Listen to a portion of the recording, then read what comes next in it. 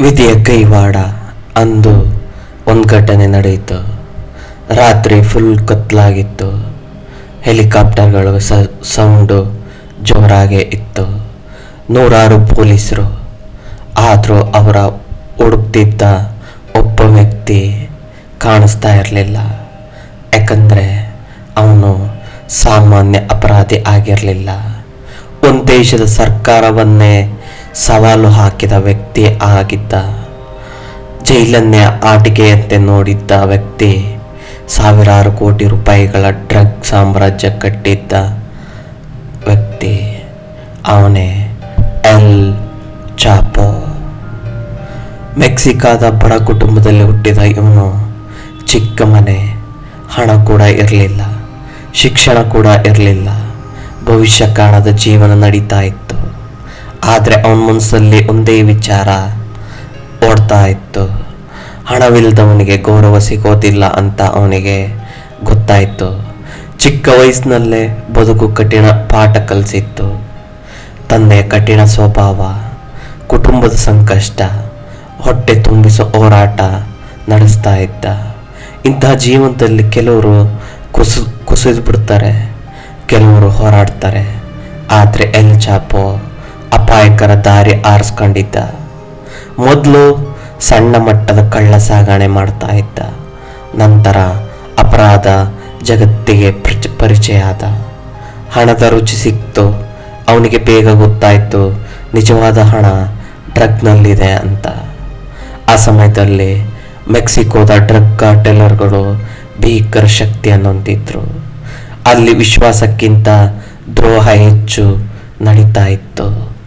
ಕಾನೂನಿಗಿಂತ ಗುಂಡಿನ ಮಾತು ಹೆಚ್ಚು ಕೇಳಿಸ್ತಾ ಇತ್ತು. ಆದರೆ ಎಲ್ ಚಾಪೋಗೆ ಒಂದು ಗುಣ ಇತ್ತು, ಚುರುಕು ಬುದ್ಧಿ.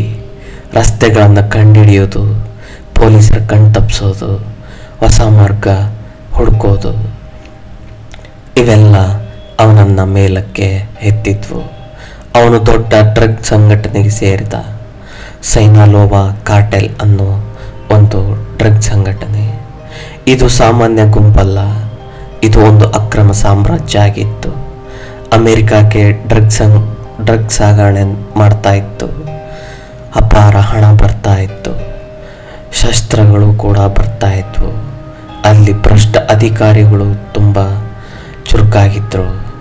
ಎಲ್ ಚಾಪೋ ಬೇಗನೆ ಮುಖ್ಯ ವ್ಯಕ್ತಿಯಾದ.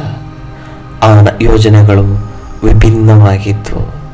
ಭೂಗತ ಸುರಂಗಗಳಲ್ಲಿ, ಗುಪ್ತ ಮಾರ್ಗಗಳಲ್ಲಿ, ಲಂಚ, ಬುದ್ಧಿವಂತ ಜಾಲದಿಂದ ತುಂಬ ಚುರುಕಾಗಿದ್ದ.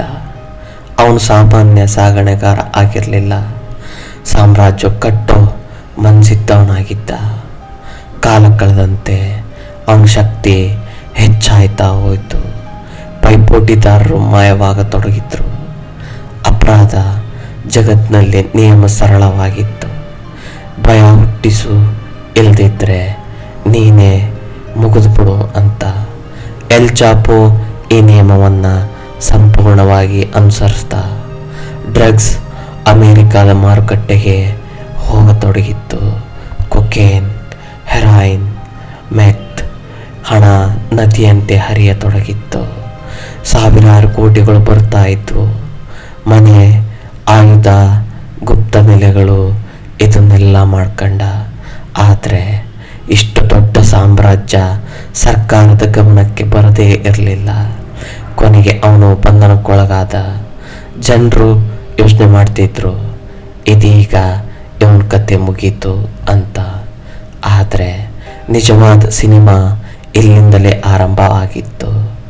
ಜೈಲು ಅಂದರೆ ಸಾಮಾನ್ಯ ಅಪರಾಧಿಗಳಿಗೆ ಶಿಕ್ಷೆ ಆಗ್ಬೋದು, ಆದರೆ ಎಲ್ ಚಾಪೋಗೆ ಅದು ತಾತ್ಕಾಲಿಕ ವಿಳಾಸ ಆಗಿತ್ತು.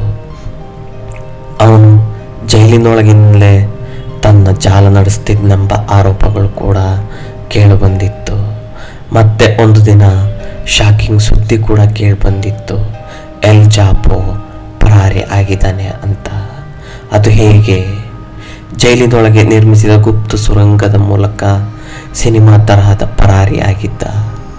ಜಗತ್ತು ಅಂದು ಬೆಚ್ಚಿ ಬಿದ್ದಿತ್ತು. ಸರ್ಕಾರ ಅವಮಾನಗೊಂಡಿತ್ತು. ಮುಂದಿನ ನನಗೋಸ್ಕರ ವೆಯ್ಟ್ ಮಾಡಿ.